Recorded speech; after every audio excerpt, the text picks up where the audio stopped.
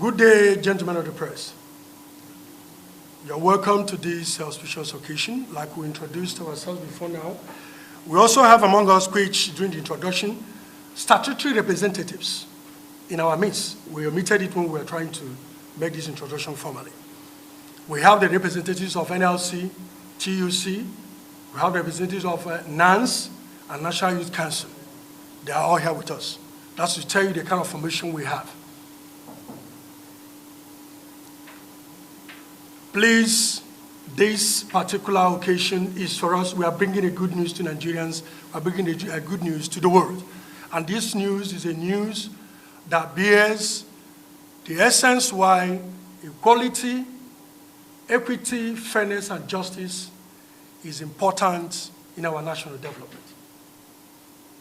Fellow Nigerians, today we gather as patriots, united in our quest for a more equitable and just society.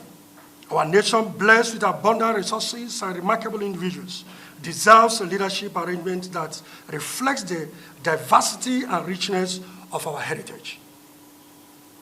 As well as we stand at this crossroads in our national growth, we recognize the imperative of power oscillation between the south and the northern region of this country. This is not merely a matter of politics, but a call to conscience, a demand for fairness, and a commitment to national unity and peace. Historically speaking, our nation has witnessed a disparity in power dynamics, with the North holding power for 24 years and the South for 18 years since the parliamentary democracy of 1957 to the constitutional democracy of 1999. The military regime notwithstanding. It is time to address this imbalance and ensure that every region has a fair opportunity to lead our great nation.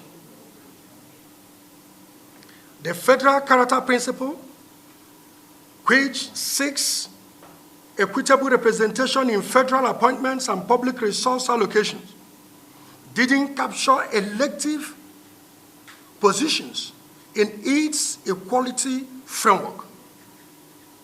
We repeat, did not capture elective positions in its equality framework. Hence, we propose an explicit constitutional framework for power oscillation between the South and the North, allowing regional blocs to microzone the presidency and ensure every Nigerian has a voice in our national development. Alternatively, there should be an executive bill for electoral reform that will engender power rotation in all our political parties in order to maintain the ease of power equality across the sub-regions. We call on all patriots, therefore, stakeholders and organizations, political parties, especially the purported coalition platforms, to join us in seeding their presidential candidate or standard bearers to the South for the 2027 general elections, ensuring another tenure of 4 years to balance the disparity, as you can see in our banner. This is not a partisan issue, but a national imperative that will allow Nigerians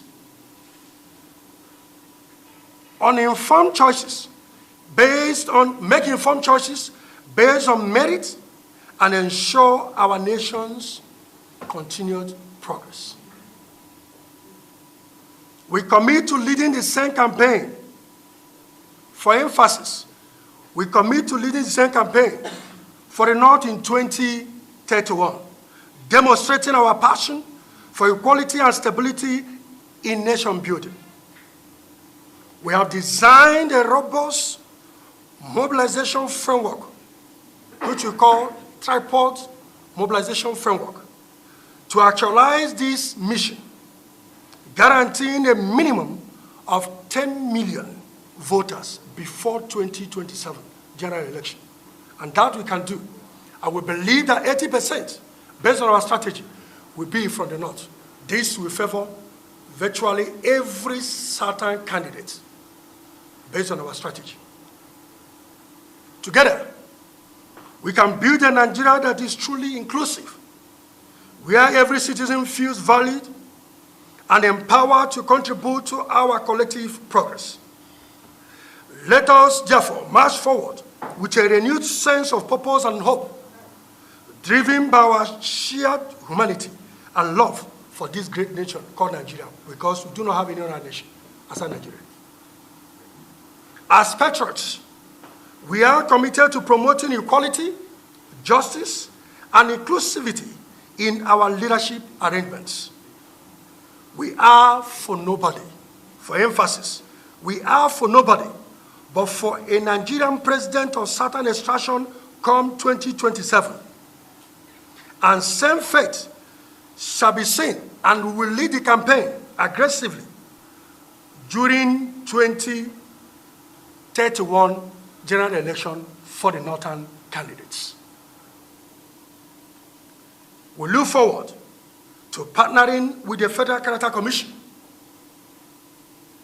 organizations and individual patrons who share in our vision for a more equitable Nigeria. Together, we can achieve a great nation. God bless Nigeria.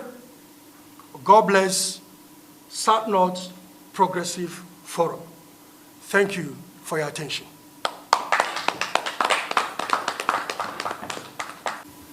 We captured in the speech that the microzoning is one of the key major considerations in this power balancing. But it's not in our position to decide or to determine. But that's what we called for constitutional framework, because some people will say this is a gentleman agreement. It has been a kind of a written agreement between the North and the South. In fact, some said it was PDP arrangement, which was unwritten. Now they want to thwart it and doing it however they want, which has caused a kind of a rift, caused a kind of agitations in different quarters. Yes, microzoning we preach, and microzoning we believe in. But the truth is, the bloc, either of the South or the North, when this is given to them, Nigerians, unquote, Nigerians, we now decide, based on what we captured, we now decide and determine in which zone they would want this president to come from. Our commitment is that this will be streamlined.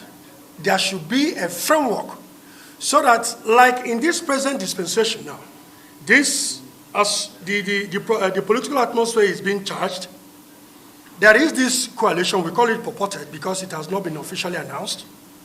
There is this consideration of different platforms.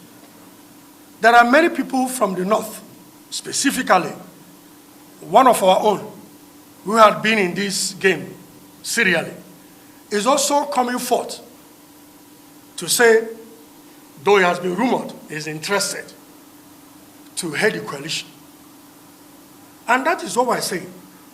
Consider the imbalance we have in the power block, in the power arrangement, from this parliamentary democracy of 1957 to the Fourth Republic, where we have a constitutional democracy.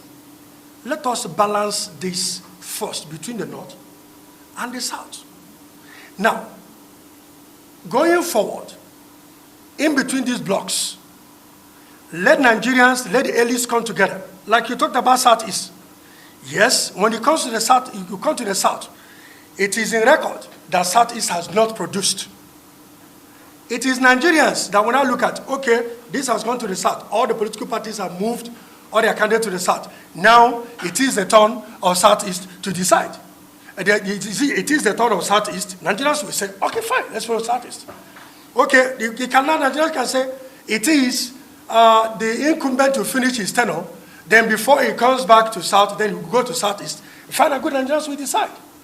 Whoever are in the South, our body is saying, whether he's going to the Southeast, whether he's going to the Southwest, or going to the South-South, wherever he's going to go, First, let our northern brothers, mostly the head of the coalition, His Excellency Atiku Abubakar, and Malam Nasiru El-Rufai, and every other personality in the north that are agitating for this coalition should look south so that we can maintain peace and harmony. We can maintain a sustainable economic development across the region. We can douse down this tension, this regional tension that we have within and around our space. That is what we're preaching. Into this, in our view, share into our vision to ensure that we build a greater nation. We encapsulated it in there. We are going to strategically, the body, we have our political department, where this matter is going to be practically looked into. Every gray area, we will make our recommendation. Of course, we are not enforcers.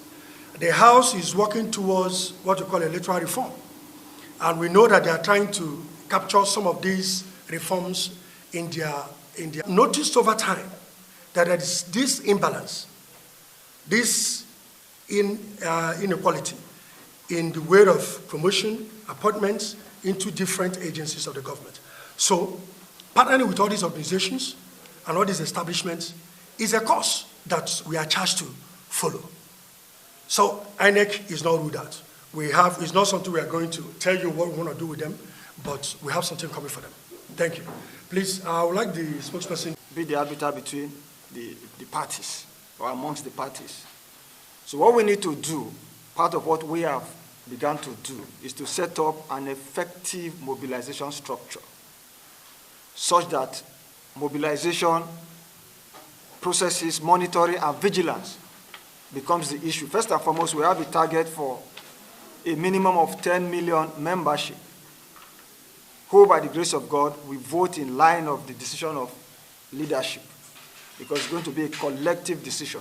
So by the time we set up our mobilization structures and are able to put in place effective monitoring to the point where election results can, even on a parallel basis, be collated, be displayed, because, for instance, we had the issue of glitches, notwithstanding that the last system provided for the IREV, where we needed to have parallel systems to upload the INEC from EC8A and to display them, and to ensure that from the polling units, the results that took place at the polling units are properly collated, to the point where INEC will not be the only party to have this information.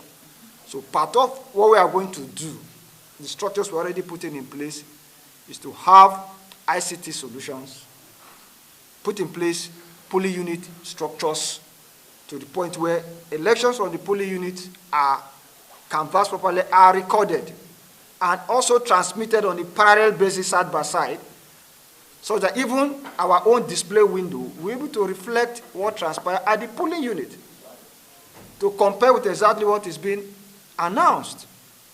However, we will have no power to announce election, but we have powers to have parallel results from the transmissions at the polling unit.